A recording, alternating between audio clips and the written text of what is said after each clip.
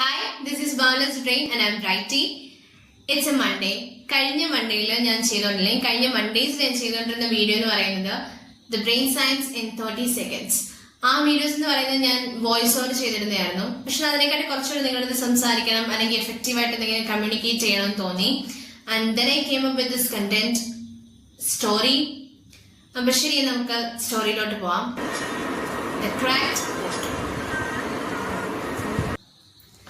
ഈ കഥയുടെ തലക്കെട്ട് പോലെ തന്നെ ഈ കഥയിലെ പ്രധാന കഥാപാത്രവും ഒരു പൊട്ടിയ കുടവ. ഒരു കർഷകൻ, ഒരു വ്യക്തി ഇപ്പൊ നമുക്കൊരു കർഷകനായിട്ട് കാണാം. ആ കർഷകന് ഒരു 2 കുടമാണ് ഉള്ളത്, ഒന്ന് പൊട്ടിയതും ഒന്ന് പൊട്ടാത്തതും. ഈ 2 കുട കൊണ്ട് അദ്ദേഹം എന്നും രാവിലെ വെള്ളമെടുക്കാൻ വേണ്ടി പോവും. വെള്ളമെടുക്കും, തിരിച്ചു വീട്ടിൽ വരും. ഈ തിരിച്ചു വീട്ടിൽ വരുന്ന വഴി തന്നെ ഈ പൊട്ടിയ കുടത്തിന്ന് പകുതി മുക്കാലും വെള്ളം പോയിട്ടുണ്ടായിരിക്കും. എന്നും ആ പൊട്ടിയ കുടം ഭയങ്കര സങ്കടപ്പെട്ടിരിക്കും. ഈ പൊട്ടാത്ത കുടം ഭയങ്കര ഹാപ്പി ആയിട്ട്, അല്ലെങ്കിൽ ഞാൻ ഇത്രയും വെള്ളം കൊണ്ടുവന്നു എന്ന് വിചാരിക്കുമ്പോൾ ആ പൊട്ടാത്ത കുടം എന്നെ കൊണ്ട് ഇത്രയൊന്നും പറ്റുന്നില്ലല്ലോ എന്ന് വിചാരിക്കും.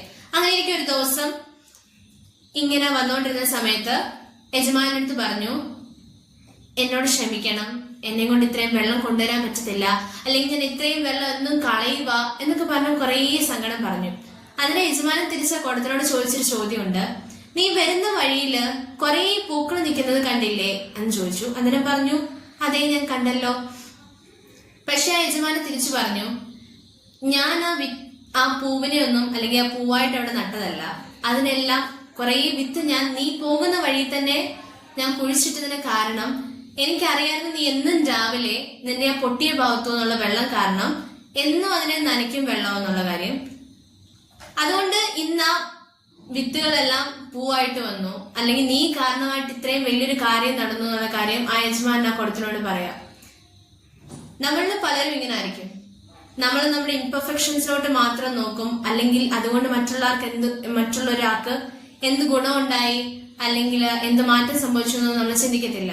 നമ്മൾ എപ്പോഴും നമ്മുടെ ഇംപെർഫെക്ഷൻസിലോട്ട് മാത്രം നോക്കും, പെർഫെക്ഷനിലോട്ട് ഒരിക്കലും നോക്കത്തില്ല.